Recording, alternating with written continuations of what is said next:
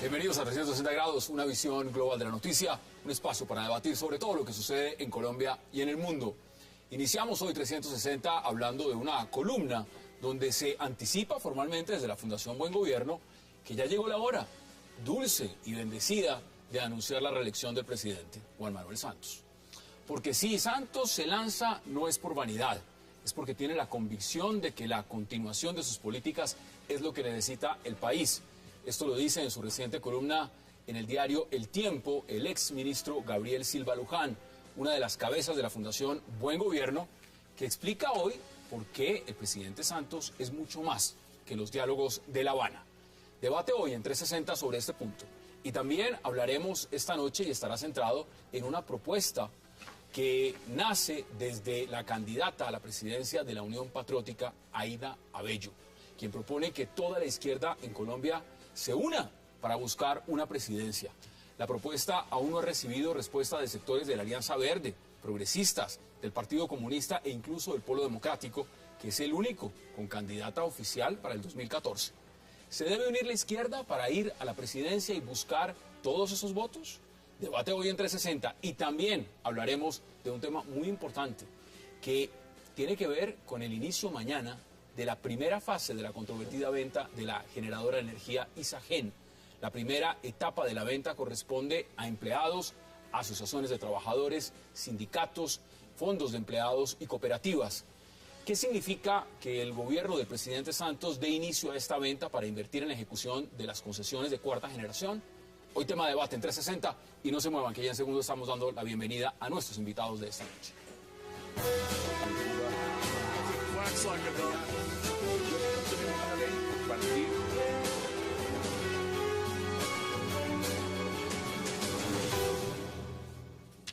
Y qué placer darle la bienvenida esta noche a 360 a la doctora Clara López Obregón, a Paloma Valencia, al senador Luis Fernando Velasco y también al doctor Fernando Cepeda. Señores, qué placer y gracias de verdad por aceptar esta invitación. Doctora Clara, Paloma, qué gusto. Gracias. Buenas noches. Vámonos de inmediato a nuestro primer tema de la noche. Doctora Clara, empiezo con usted. ¿Es el tiempo, llegó la hora de anunciar la reelección? Eso está diciendo Gabriel Silva Luján sobre el presidente Santos. ¿Cómo lo ve usted? Bueno, yo veo que ese anuncio ya se hizo desde hace rato. Lo que pasa es que se cumple el plazo de la ley y ya lo vamos a tener formalmente anunciado por el señor presidente de la República, que viene haciendo campaña hace rato. Me parece que es muy bueno porque puede entrar en funcionamiento esa ley de garantías bastante floja, bastante débil, pero en términos generales, pues ahora lo que estamos es vislumbrando la posibilidad de un debate electoral en que el ventajismo del presidente de Estado, del jefe de Estado frente a los demás candidatos se pueda por lo menos reducir en algo. Creo que es una buena noticia que ya tengamos clarificado que el presidente de la República va para la reelección. Doctor Cepeda, ¿cómo lo ve usted? Pues mire, a mí me parece que, como ha dicho la doctora Clara muy bien, pues eso está anunciado. Eso está cantado. Sí, está cantado. Bueno, pero deplorar de mi parte la cuestión de la ley de garantías, que a mí me parece que es exagerada. A mí me parece que si hubiera un estatuto de oposición, con la doctora Clara estuvimos en la Universidad del Rosario la semana pasada tocando el tema, pero si hubiera un estatuto de oposición debería haber un acuerdo entre la oposición y el gobierno. Yo digo hoy por ti, mañana por mí, porque uno espera que la oposición llegue al poder en algún momento, se pueda racionalizar eso. Porque esto de que le prohíban al presidente todos los actos, mire, también lo dijo Clara y yo lo amplío, mire, el presidente está en campaña desde el primer día en que se posesiona. Entonces, ¿Y además no debería estar limitado por usted?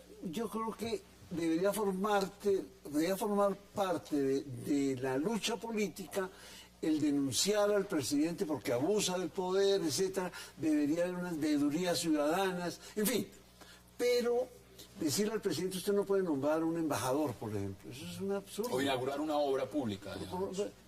Que renuncie un embajador, el embajador en Italia. Como si fuera solo el presidente. Además, yo fui alcaldesa 6 meses. Sí. Estuve 4 meses en ley de garantías, sin hacer nombramientos, sin inaugurar obras.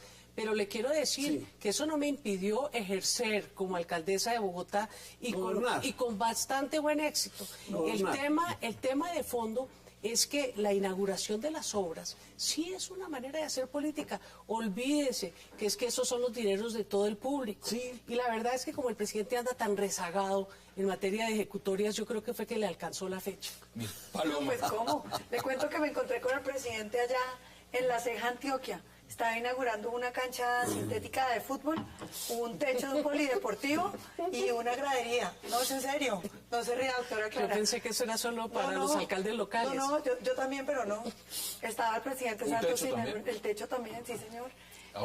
Y yo sí coincido con la doctora Clara. Yo creo que la ley de garantías es una figura muy importante porque permite que la gente logre diferenciar lo que es la inversión de la obra pública, lo que es el ejercicio, digamos, del uso de los recursos que son de todos los colombianos frente a la contienda política. Y esta contienda política está muy interesante porque la gente ya tiene mucha claridad de que él está apostando el presidente Juan Manuel Santos y sobre todo de que es capaz, porque está rezagado en las ejecuciones, como le decía la doctora Clara, pero no solamente eso, está rezagado en casi todas las cosas que le prometió a los colombianos, mucho más allá. Para quienes lo elegimos se volteó completamente. Hoy en día le está entregando el país a las FARC. La columna dice otra cosa, senador, le doy también su oportunidad, bienvenido, porque mire, dice Gabriel Silva en su columna, y todos sabemos que él es un fiel escudero del presidente Santos, dice, si se lanza no es por vanidad, es porque tiene la convicción de que la continuación de sus políticas es lo que necesita el país. Desde que los Weber y Habermas criollos llamados Givis y Teolindo hicieron ese excelente ejercicio de politología y revivieron la reelección ya no es optativa, es obligatoria.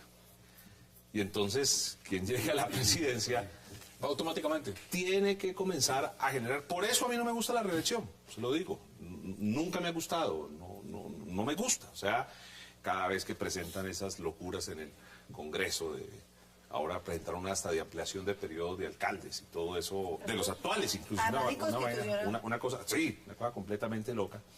Entonces, pues obviamente el presidente tiene que estar en función de esa reelección. Y está todos los días, y está pensando todos los días, y parte de la crisis que nos pasó en los últimos 8 años fue eso.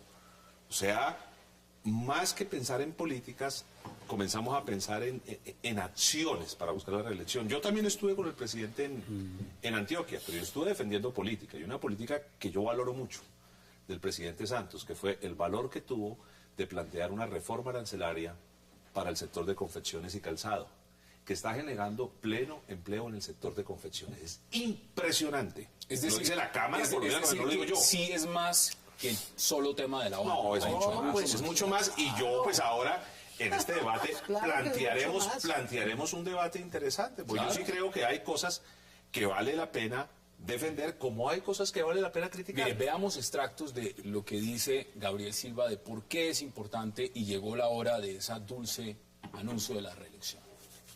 El gobierno Santos ha logrado demostrar que es posible tener una agenda verdaderamente progresista sin renunciar a defender, con toda eficacia y ahínco, la seguridad de los colombianos. Si se dejaran los estereotipos, donde Uribe es el duro y Santos el blando, los resultados objetivos del actual gobierno en materia de lucha contra el terrorismo serían más que suficientes para que los colombianos durmieran tranquilos. Es el miedo sembrado por la oposición lo que les quita el sueño. Ahí está. No, yo como oposición sí le respondo. No, doctor Santos y doctor Silva, son los cañonazos de las FARC los que nos quitan el sueño, sobre todo en nuestro departamento. Senador Velasco sabe muy bien lo que ha tenido que resistir Miranda, lo que ha tenido que resistir Argelia, especialmente el corregimiento del Mango, lo que ha tenido que resistir todo el sur del Cauca, el norte del Cauca. Hombre, el presidente Santos le falló a los colombianos con el tema de la paz, nos dejó en una situación de vulnerabilidad, negocia sin que ni siquiera se le haya pedido el cese de hostilidades a los violentos que siguen asesinando a los colombianos todos los días, extorsionándolos, quejándolos. Yo me imagino que el senador Velasco recibirá como yo mensajes de todos los caucanos diciéndoles que qué hacen, que los tienen extorsionados, que los obligan, que los están asesinando, y dicen, ¿y qué está haciendo el gobierno por nosotros? Sí, senador, No es cierto. Desde hace 12 años, sin interrupción, incluyendo los 8 años de Uribe, recibió esos mensajes. No es de este entre gobierno. otras cosas, es bueno decirlo, el corregimiento del Mango ha mermado su porcentaje de ataques referente a el gobierno del presidente Uribe, lo que no significa que la situación no esté grave. Claro que está grave, está delicada. Ni siquiera Con una diferencia, a ¿no? los policías. Que en el gobierno del presidente Santos, ahí en el Cauca, se dio de baja el comandante de las FARC, acá no. Se dio de baja a los 4 comandantes de los frentes más importantes del Cauca: Zeppelin, Caliche, Burrito y Jaimito. O sea, en este gobierno. Claro, no digo que los problemas se han solucionado, porque entre otras cosas, el problema no solo es la guerra. El problema de esa violencia en el Cauca es un problema de profundo desempleo rural. Es un problema que va más allá. Allá podemos meter todos los cañones, todos los helicópteros, que mientras no arreglemos el problema del FIC, del café, que mientras no arreglemos pero la contradicción del doctor Velasco es bien profunda, porque aplaude, que nosotros tenemos que aplaudir, que le hagan excepción al TLC con las confecciones. Es que eso sí es un desastre. Claro que sí. ¿Por qué que hagan algo con relación al sector de confecciones, sí, cuando el daño de fondo está en un modelo de desarrollo basado en un libre comercio, que no es un libre comercio, sino un comercio desigual, que está generando la quiebra a los campesinos que usted menciona? Entonces, no, si fue el presidente Santos el que logró, con una cantidad de promesas que además ha incumplido en materia de la defensa de los derechos laborales de los trabajadores y las trabajadoras colombianas, hacerlo aprobar por el Congreso de Estados Unidos. Yo sí pienso que aquí hay mucha tela de donde cortar. Esa cosa de ponernos ahora a reelegir las políticas del presidente Juan Manuel Santos, cuando el tema del empleo prendiendo las alarmas es si se va a lanzar, porque todo indica que sí. Por lo menos el empleo, pero del andén. El empleo, 80% de los colombianos no le están comiendo cuento de las bondades, de las formalidades de las leyes que se aprueban pero no se cumplen. En salud, pues ni hablar. El tema de esa reforma de salud que salió del Senado de la República y que va para la Cámara, si no la retiran y dan una reforma de verdad, eso va a ser otra catástrofe anunciada.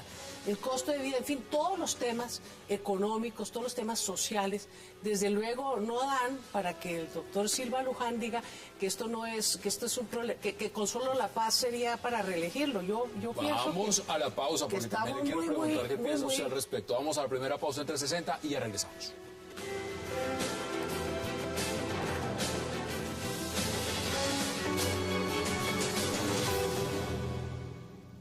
La economía en este gobierno ha demostrado un vigor superior al de los 3 años anteriores. Uribe, el paladín del campo, nunca mostró crecimientos en el sector agropecuario como los que se han observado en esta administración. Regresamos a 360. Doctor Cepeda, en el agro, dice la columna, nunca, por lo menos en este gobierno, el incremento en el crecimiento ha sido impresionante. Yo no sé por qué se dio un paro y lo demás, usted me lo podrá explicar, pero ¿realmente le ha ido tan bien al agro en este gobierno? Mire, hay que reconocer una cosa, que es que las encuestas muestran que el apoyo a las políticas es muy débil. Eso es una realidad en las encuestas, si uno cree en eso. Bueno, en segundo lugar, yo le digo una cosa, el tema de la reelección es muy importante en cualquier presidente, porque a mí me parece que en una democracia es vital que el presidente de la República rinda cuentas. Y los presidentes de la República se van sin rendir cuentas. Una manera de rendir cuentas es la reelección, porque si el presidente se siente muy mal, no se le mete. No aspira, sí. No aspira. Y si se le mete y pierde, es castigado por la opinión pública, que es de lo que se trata. Ahora, si es reelegido, quiere decir que la opinión pública acepta que hay un buen gobierno y que hizo las cosas bien. Porque no había nadie más. Bueno, pues ese es un tema.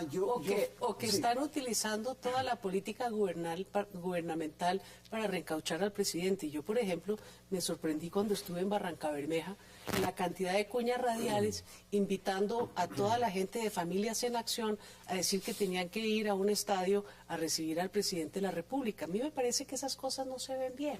Eso es una utilización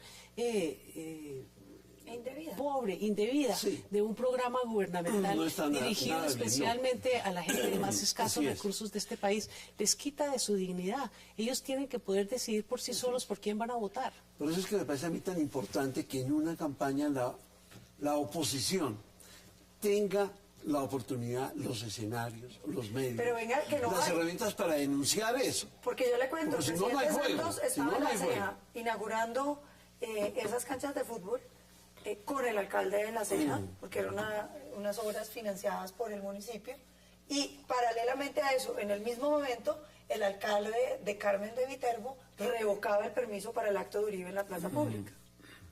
A mí me pasó lo mismo ahora en San Andrés. No me quisieron prestar la asamblea, dizque por la ley de garantías. O sea que la ley de garantías se la aplican es a la oposición, no al gobierno. Pero eso no, sí, no, pero ahí es donde los medios de comunicación tienen un papel fundamental, que es el de darle una voz a la oposición.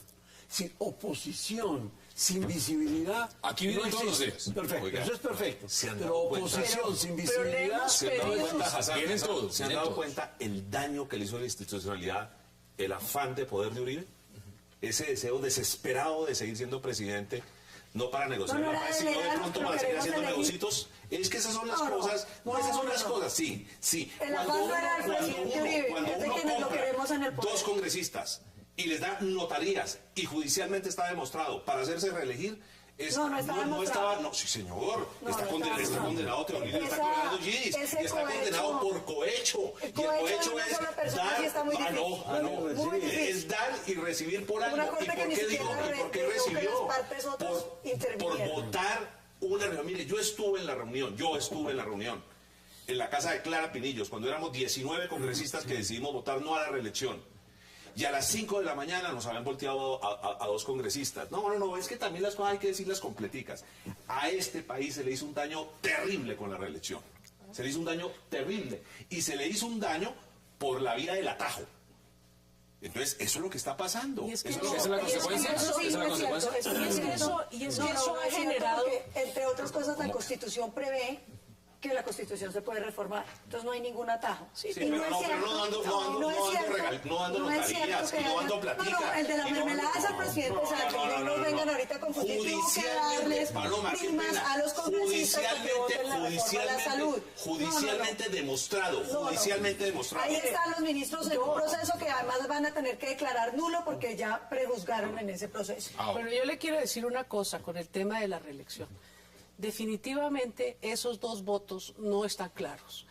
Esperemos a ver qué dice la Corte Suprema de Justicia.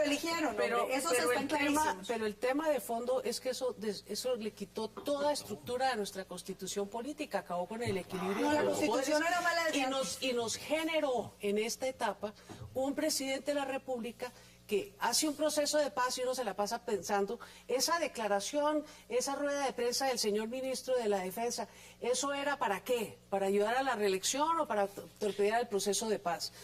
Cada vez que sale el presidente de la República a decir que está de acuerdo con el proceso de paz, uno dice, ¿está de acuerdo con el proceso de paz o está de acuerdo con su reelección? Y uno está en una contradicción, un mar de contradicciones respecto al proceso de paz peligrosísimo. La reelección y yo sí pienso que en esta etapa el proceso de paz es lo más estratégico y crítico que tiene este país.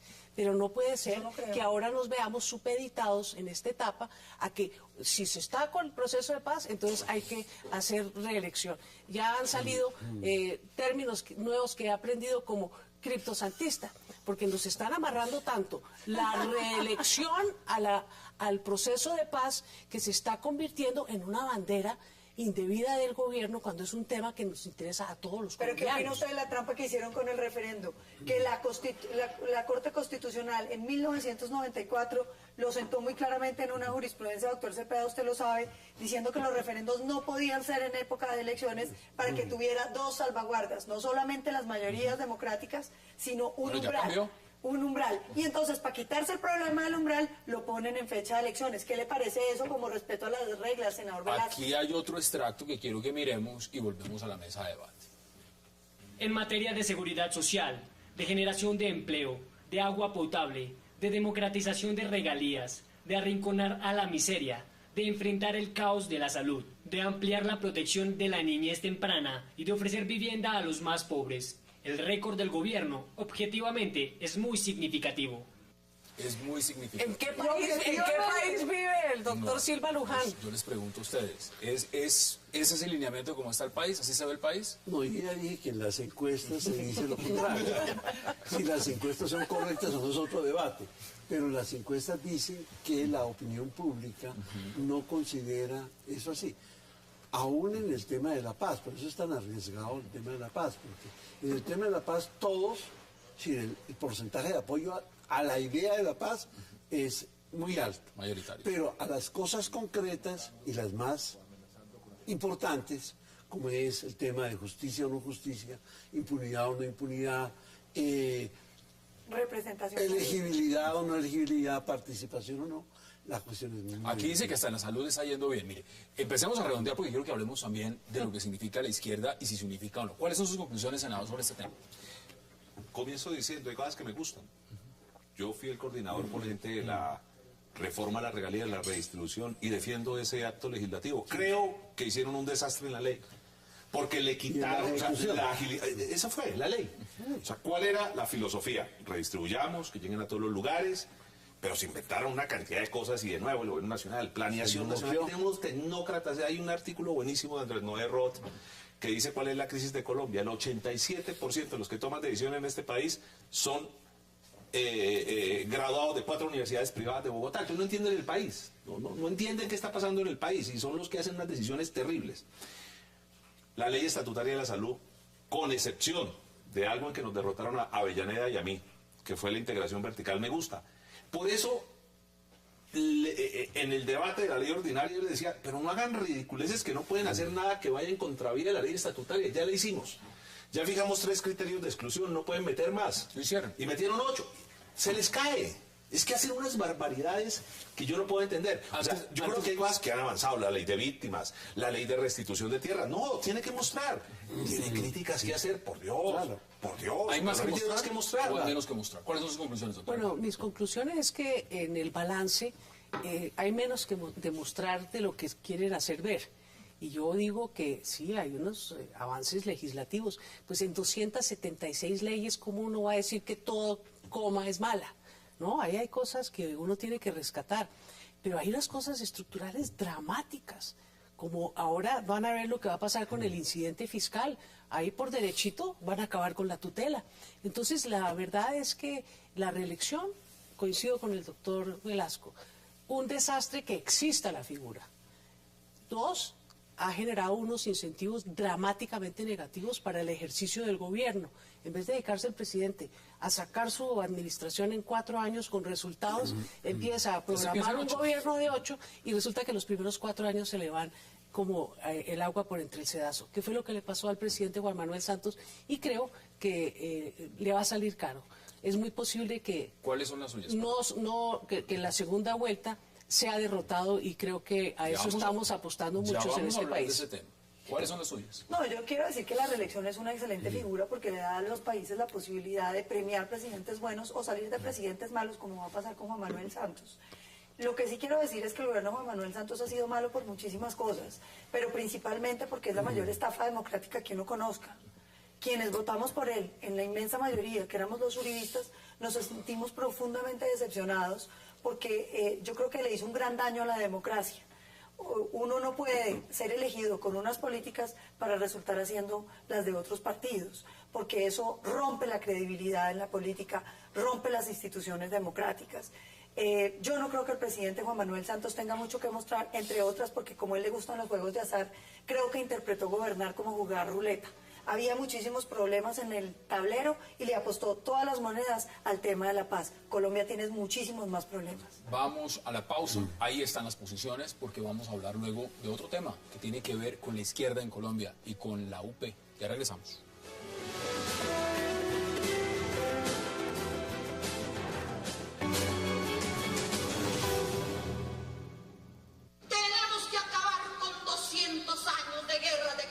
lo declaradas. Tenemos que ser capaces esta generación de entregarle una patria distinta a nuestros hijos, a nuestros nietos, a nuestros bisnietos que ya casi están llegando.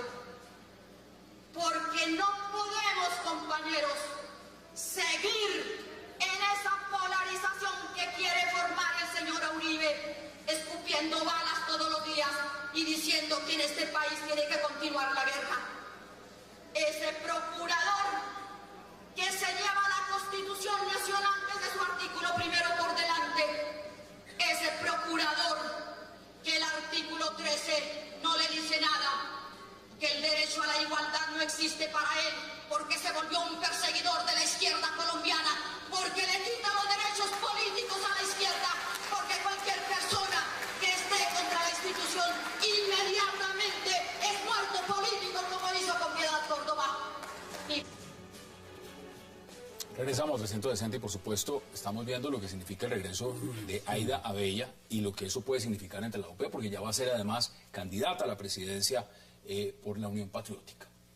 Dice que la izquierda debe unirse. ¿Cómo lo ve usted, doctora Clara? Bueno, yo primero quiero celebrar que esta convención de la Unión Patriótica haya logrado estructurar una decisión tan contundente. Listas al Congreso, candidata presidencial, porque cuando se le entregó a título de reparación la personería jurídica a la Unión Patriótica, pues uno veía las enormes dificultades y fíjese que las están sobrellevando.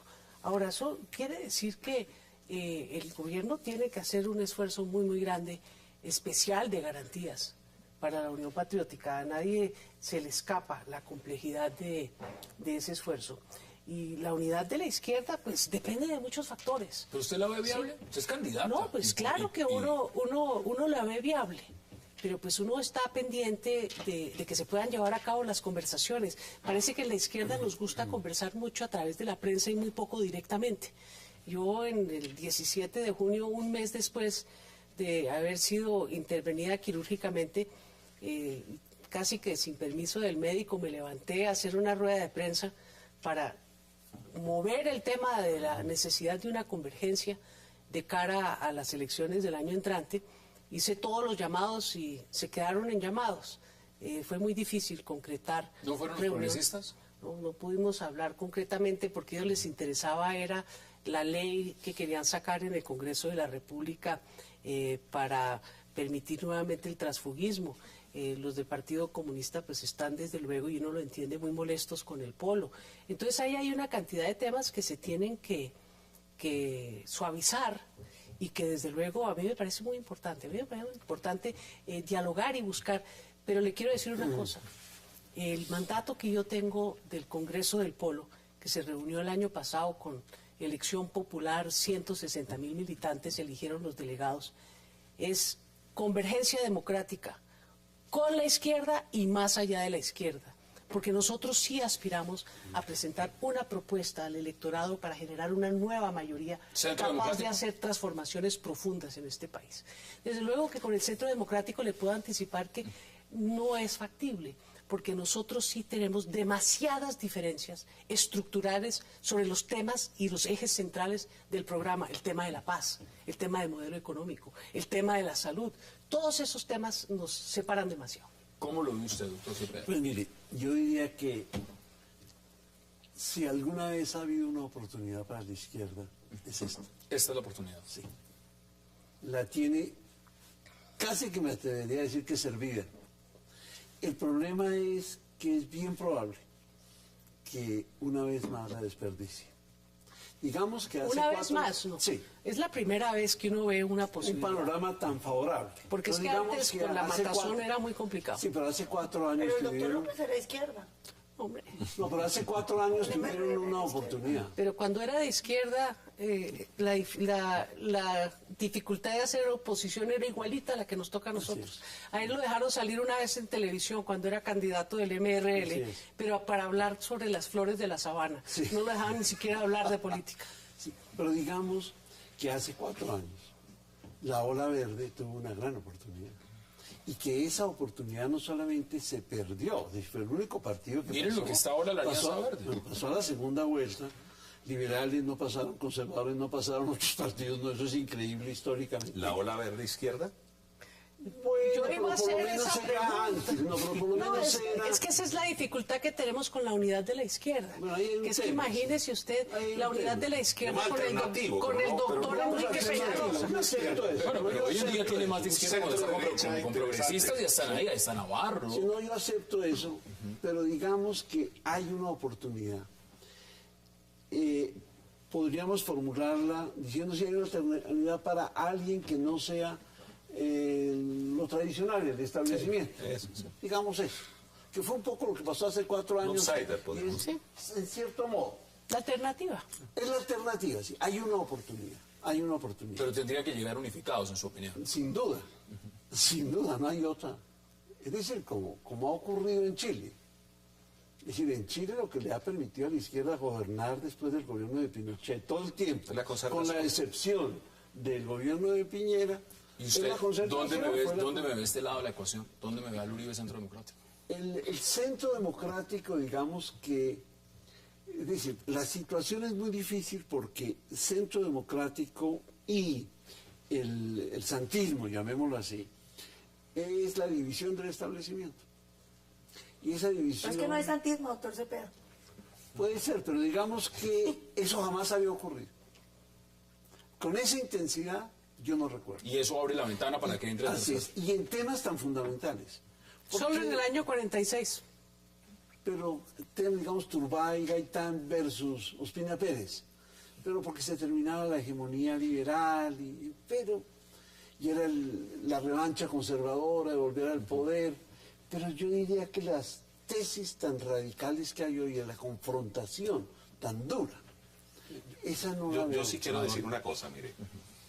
Ese discurso de Aida Bella, a mí particularmente me emociona en el sentido de ver que una persona como Aida Bella puede volver al país y puede decir cosas, algo está cambiando. No, pero maravilloso. O sea, ese tema, inclusive le quiero confesar a todos ustedes, no me imaginé un congreso de la Unión Patriótica de esa dimensión. Es importantísimo. Es que, mire, eso sin duda. Para el ejercicio democrático es muy importante. Segundo, lo que ella propone. A este país le ha faltado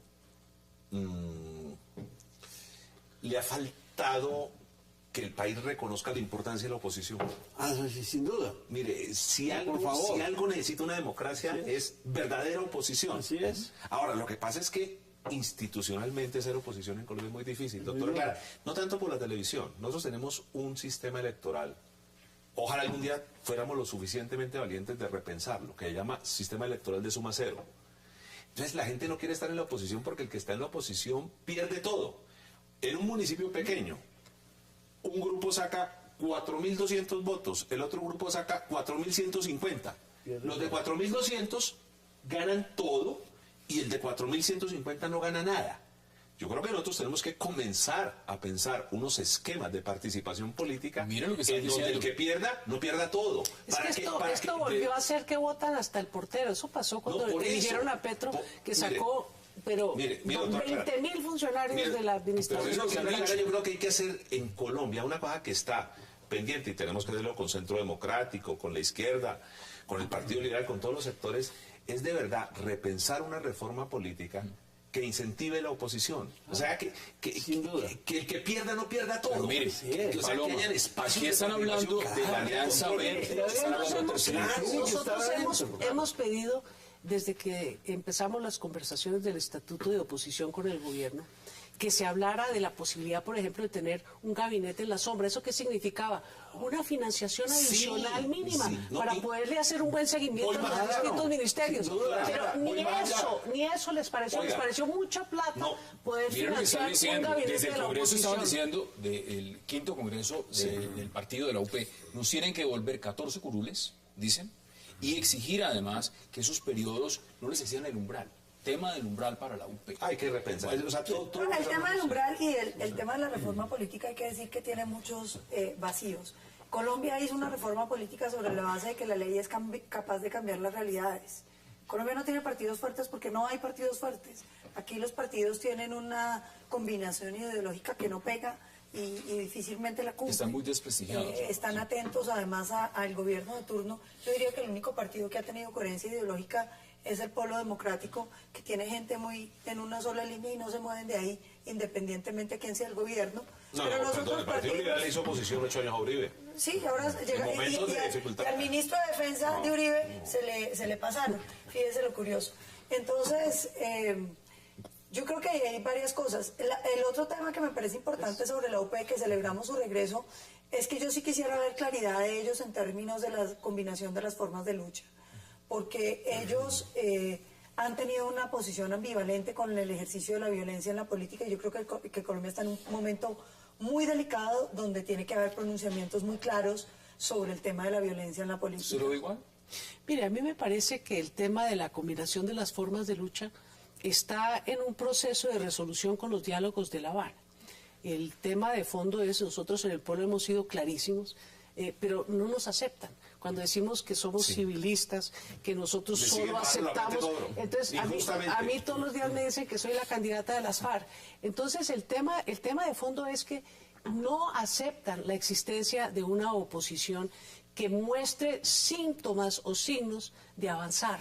Y eso es muy preocupante, porque uno lo que percibe es que el establecimiento no está dispuesto a nada. Mire, la falta de voluntad política para el estatuto de oposición es gravísima. ¿Cómo así que se necesita el diálogo de La Habana para que el presidente de la República exprese su voluntad política para cumplir la Constitución, a pesar de que ha habido 15 proyectos y no hemos podido sacar ni uno adelante? Empecemos a redondear porque quiero que hablemos a Mendy Sajén. Lo que dice el doctor Cepeda es muy claro. La izquierda colombiana tiene una posibilidad gigantesca. Primero, la izquierda colombiana ha sido la gran damnificada de la FARC. Porque mucha gente cree que es la aliada. Mentiras. Ni los indígenas en el Cauca, ni la izquierda colombiana es la aliada de la FARC. Son las víctimas de la FARC. Son las víctimas políticas. Pero en un momento en donde se puede concretar una negociación, se abre una posibilidad muy interesante. Yo creo que el ejercicio que ustedes tienen que hacer, con todo respeto, es un ejercicio, el mandato que le dio el Congreso del Polo. Sí, así es. Un candidato, además tiene gente, su señoría, sería una excelente candidata. Ningún colombiano se sentiría mal gobernado, se lo digo, y me incluyo. Y hay mucha gente de su nivel que puede llevar una opción para que se abra el debate. Sus conclusiones en menos de un minuto. Quiero que hablemos de Isagen. ¿Cómo concluye usted este tema? Que lo más importante es el tema de la oposición. Realmente, ofrecerle a la oposición todas las garantías, los recursos, la visibilidad, el respeto, el protocolo inclusive, de que el jefe de la oposición esté al lado del presidente, porque es que eso es el Estado, el gobierno y la oposición. Sin eso estamos mal. Vamos a la pausa, porque regreso vamos a hablar de Isagen. Ya regresamos en 360.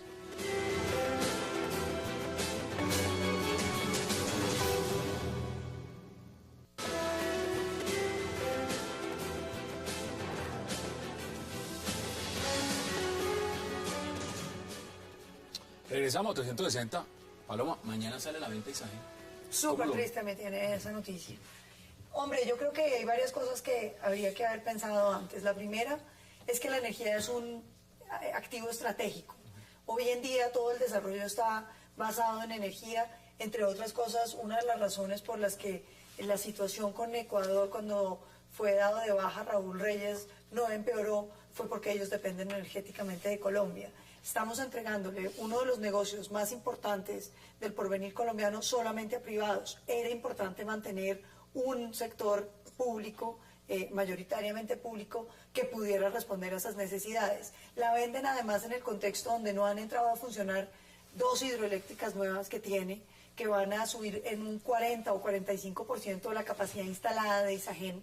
Isagen, aún sin haber entrado las nuevas hidroeléctricas, tuvo unas utilidades mayores de 17%. Una compañía va sobre ruedas. Y la venden en un momento de campaña. A mí me preocupa porque me parece que esa plata se va a terminar volviendo plática de campaña y que no va a generar, digamos, el gran bienestar que tenía para los colombianos. Y si la iban a vender, ¿por qué no se la vendieron a los colombianos en mercado abierto como Ecopetrol? Senador Velasco, ¿usted cómo ve lo que empieza mañana con Isagen y le agrega un componente? Mire, hay 5 acciones jurídicas contra la venta de Isagen y están ahí, están en proceso. Sin embargo, mañana es como si eso se lo saltara y salen a venta. ¿Cómo ve usted ese elemento? Vea que coincido con mi paisana. A mí no me gusta la venta de Isagen. Inclusive yo hice una propuesta alternativa. ¿Cuál es la propuesta alternativa? Los municipios y departamentos tienen un ahorro muy grande en este momento. Es el ahorro de las regalías. Es en este momento entre el 25 y el 30%. No, el ahorro obligatorio, no el ahorro de los tecnócratas que van a votar. No, el forzoso, digamos. Ese ahorro forzoso proyectado a un periodo corto es mucho más de lo que podría valer Isagen en bolsa. Con una gran diferencia, ese ahorro lo están en este momento ubicado en bonos del Tesoro americano, que no están pagando más del 0,2% anual. O sea, ni siquiera la inflación de Estados Unidos. No, ni siquiera la inflación de Estados Unidos. Y con revaluación. ¿Y por qué no los administradores de estos recursos? Mira el efecto que tendría. Queda una empresa en manos del sector público y pasamos de una renta del 0,2 al 12,9 que fue el año pasado Isagen, entendiendo que el próximo año puede subir un poco la renta por la entrada de estas nuevas operadoras, básicamente que es Hidrosogamoso y Tuango. Entonces ahí sí me parece que hay un elemento. Ahora, honestamente, conozco la proyección, no va a ser, si la venden, primero, no es plata de campaña porque no va a entrar. Es una plata que se difiere a un tiempo largo. Y segundo, sí me parece que el gobierno podría utilizar bien esos recursos si lo cambia por un activo, que es un activo de una buena infraestructura. Porque cambiar una buena infraestructura por otra buena infraestructura. Pero ¿cuál es el tema? Que realmente sí me parece una tontería que un negocio tan supremamente bueno que puede mejorar quede en manos de privados cuando perfectamente habían podido dejarlo en manos de públicos. Claro, ¿usted cómo lo ve, Isagen? Bueno, se repite la historia. Hay que recordar que el presidente Uribe vendió el primer 20% de Isagen y que fue que no le alcanzó el tiempo para vender el otro 80% porque estaba en eso. Y el CONFE lo ordenó. Entonces, él se arrepintió. Claro que se arrepintió, pero hay que hacer la claridad que hay ciertas lágrimas de cocodrilo. En segundo lugar, el cuento de que eso es para las vías, uno puede financiar las vías de muchas maneras. Eso es para tapar el hueco fiscal. Eso no me queda la menor duda. La reforma tributaria todavía con todos los decretos reglamentarios no han logrado cuadrar la caja. Y en tercer lugar, fíjense, una cosa ¿cómo la puede uno decir? Fariseica. ¿Sí? Aquí tienen que ofrecerle en venta el porcentaje al sector solidario, a los trabajadores y demás. Y montan un reglamento para que ellos no se puedan hacer a eso. Ponen un tope de 8.600 millones de pesos por comprador y yo creo que ya hicieron el cálculo. No hay 250 personas naturales y jurídicas dentro de ese sector que puedan comprar eso. Entonces, la verdad es que en mala hora se está privatizando. Coincido con el doctor Velasco, me parece extraordinaria su propuesta. Tenga la seguridad que se va a caer la venta de Isagen, porque es que ni siquiera está contemplada en el marco jurídico de mediano plazo y eso es una obligación legal. O sea, aquí se están pasando por encima de la propia legalidad fiscal. 5 acciones jurídicas en este momento en curso y adelantan, sin embargo, el proceso. Y adelantan, sin embargo, ahí tiene que haber algún interés muy grande. Pero le quiero decir, a mí me parece un error estratégico del país. Y quiero recordar que cuando se vendió el 20% que fue en el año 2002, no me recuerdo bien, lo vendieron como van a hacer ahora, a menor precio, ya lo dijo Paloma. Falta que entren 2 inversiones del tamaño de la de Hidrosogamoso, la estuve visitando cuando estuve en Barranca Bermeja hace 15 días, eso es una obra gargantua. Eso va a generar un aumento enorme en las utilidades de la empresa. Entonces va a pasar lo que pasó antes, que semanas después de vendido el activo, el precio en bolsa se va a subir enormemente. Entonces el detrimento patrimonial del Estado, espero que esta vez sí se lo cobren a los irresponsables que están feriando la empresa. ¿Qué dice usted, doctor Cepeda? Pues mire, yo diría que tenemos que mirar el modelo que viene de la posguerra fría fue el de vender todo, en todas partes del mundo. Unión Soviética, Francia, fuera socialista. No, Unión Soviética no. Bueno, en Rusia. En Rusia. Por eso. Pues no, es que no es lo mismo. Pero es que se disolvió ahí se comenzó la posguerra fría. Poscaída del muro. Así es. Bueno, Yo le voy a llamar la atención sobre esto. El modelo está cambiando radicalmente. Ha venido cambiando. Está cambiando radicalmente. Le voy a llamar la atención sobre lo que va a pasar en Chile. Chile fue el ejemplo del modelo, ¿no es cierto? Todo el mundo miraba a Chile para el sistema de salud, para todo. Y después de Pinochet, hemos visto que hay un descontento y hay un problema. Lo que la señora Bachelet, que es socialista, está proponiendo y está ganando, y va a ganar, es otro concepto. La política chilena va a girar en torno de la igualdad. Claro. Ese es el concepto que va a predominar en las políticas públicas de Chile. Y yo creo que eso va a tener un impacto aquí muy grande. En Colombia. En Colombia. Y ahí no me sorprendería que en esta campaña surja. Sí, porque ella va a ganar dentro de un mes y el tema va a estar claro. No, y es que ese es el tema de fondo en esta campaña. Es el tema de fondo, así es. Porque es que aquí la concentración que ha generado el modelo es tan exorbitante que están corriendo el riesgo de que tengan que alimentar a medio país con familias en acción porque no van a tener ni empleo ni salario digno. Me quedan menos de un minuto y medio. Estados Unidos, que también el modelo ha producido lo que tú dices. Ningún modelo es bueno o malo, depende. Pero la cuestión con Isagen es que aquí no hay ninguna razón objetiva por la cual uno le parezca bueno vender Isagen, salvo el gobierno que necesita la plata. Y es muy grave que porque no pudieron hacer una reforma tributaria buena, entonces terminen vendiendo los activos valiosos que tiene la nación. 20 segundos. Sí, no, yo estoy totalmente en desacuerdo con la venta de Isagen. Me parece un error estratégico para el país y creo que, como dice el doctor Cepeda, otra vez estamos mirando al pasado en vez de mirar al futuro. Senador Velasco. Me encanta la autocrítica de Centro Democrático que arrancó la venta de Isagen, pero me gusta pues que rectifique y me gusta coincidir en este tema. Me parece que sí es un error y he dado una opción, véndaselo a los municipios y departamentos que tienen la plata. Ahí está. Concluye usted, doctor Cepeda, en 20 segundos. Mire, dentro del concepto de igualdad, aquí yo creo que se va a volver predominante. El tema de los servicios públicos es central.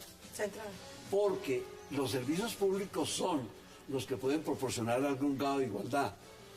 En agua, en luz, en educación, imagínense en salud. Ahora que están pensando en el prepago de la energía eléctrica. Bueno. El tema costo-país. Pues ahí es donde se va a dar una pelea muy fundamental.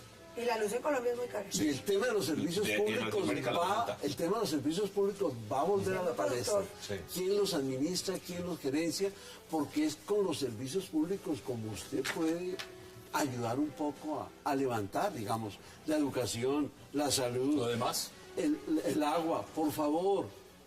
Ahí están las posiciones, doctor Cepeda, como siempre un verdadero placer. Senador Velasco, gracias por aceptar la invitación. Doctora Clara, como siempre, qué gusto y Paloma Valencia. Gracias.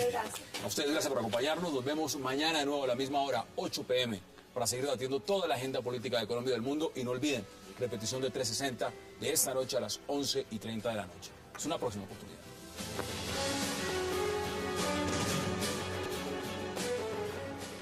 Expreso Bolivariano, vamos por Colombia, presentó 360 grados.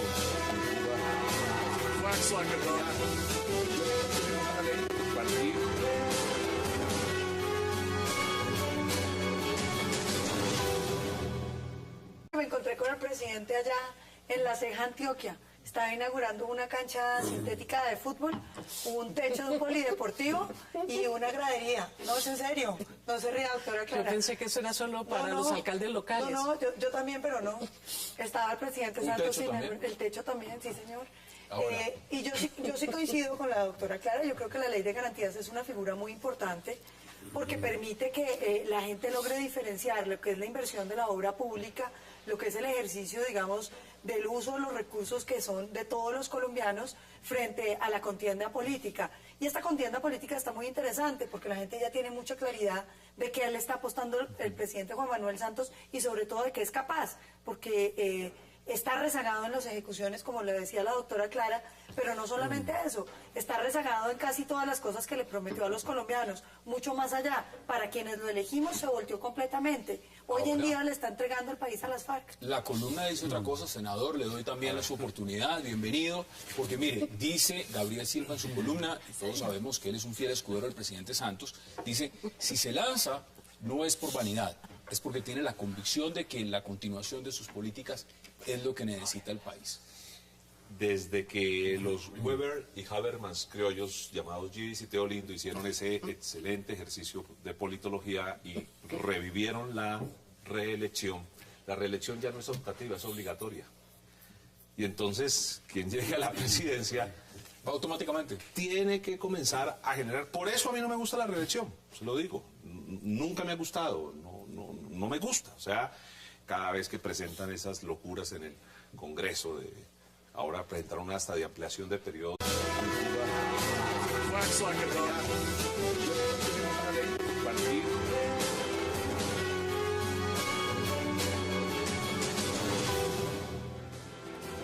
Bienvenidos a 360 grados, una visión global de la noticia, un espacio para debatir sobre todo lo que sucede en Colombia y en el mundo.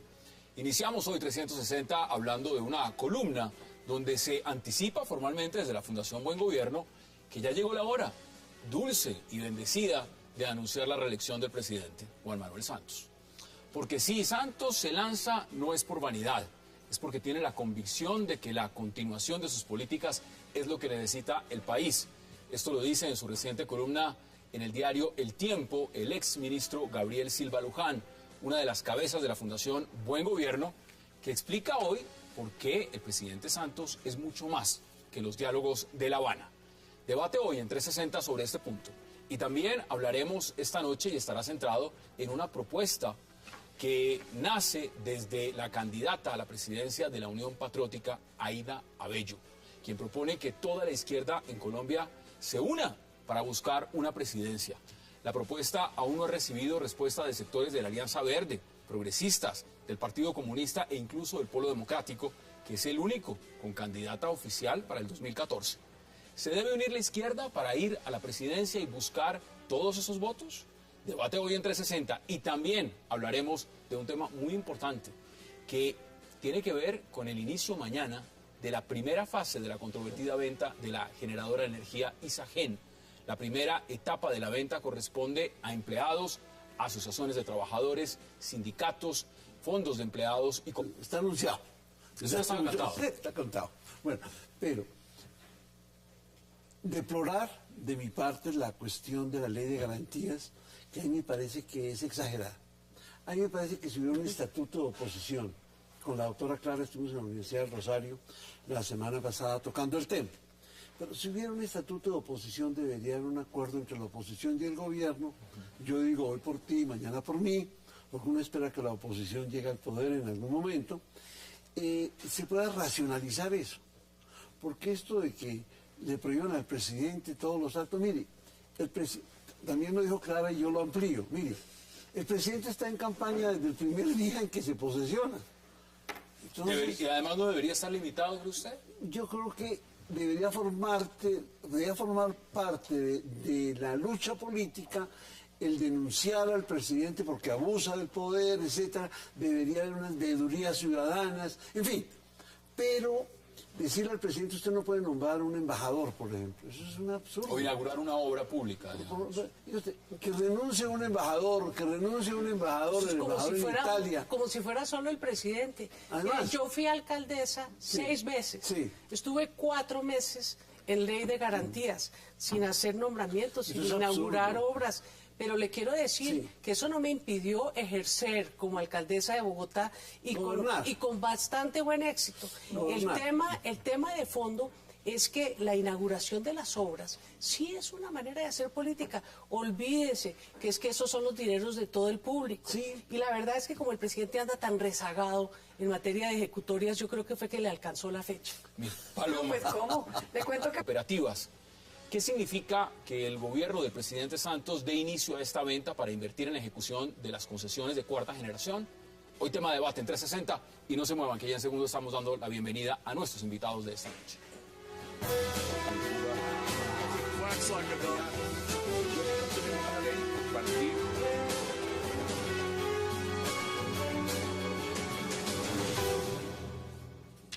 Y qué placer darle la bienvenida esta noche a 360 a la doctora Clara López Obregón, a Paloma Valencia, al senador Luis Fernando Velasco y también al doctor Fernando Cepeda. Señores, qué placer y gracias de verdad por por aceptar esta invitación. Doctora Clara Paloma, qué gusto. Gracias. Buenas noches. Vámonos de inmediato a nuestro primer tema de la noche. Doctora Clara, empiezo con usted. ¿Es el tiempo, llegó la hora de anunciar la reelección? Eso está diciendo Gabriel Silva Luján sobre el presidente Santos. ¿Cómo lo ve usted? Bueno, yo veo que ese anuncio ya se hizo desde hace rato. Lo que pasa es que se cumple el plazo de la ley y ya lo vamos a tener formalmente anunciado por el señor presidente de la República, que viene haciendo campaña hace rato.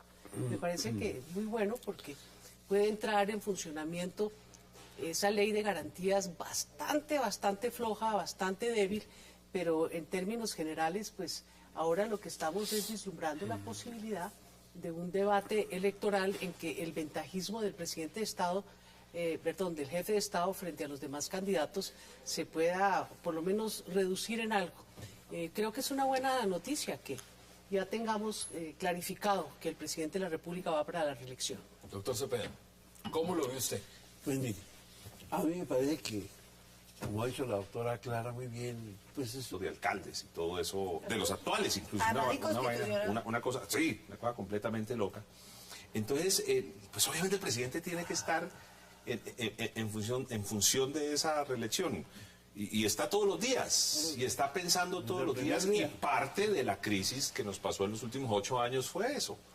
O sea, más que pensar en políticas, comenzamos a pensar en acciones para buscar la reelección. Yo también estuve con el presidente en Antioquia, pero yo estuve defendiendo política, y una política que yo valoro mucho del presidente Santos, que fue el valor que tuvo de plantear una reforma arancelaria para el sector de confecciones y calzado, que está generando pleno empleo en el sector de confecciones. Es impresionante. Es decir, lo dice la Cámara, no lo digo yo. Sí es más que el solo tema de la ONU. No, es mucho más. Y yo, pues ahora, en este debate, plantearemos un debate interesante. Porque yo sí creo que hay cosas que vale la pena defender, como hay cosas que vale la pena criticar. Mire, veamos extractos de lo que dice Gabriel Silva de por qué es importante y llegó la hora de esa dulce anuncio de la reelección.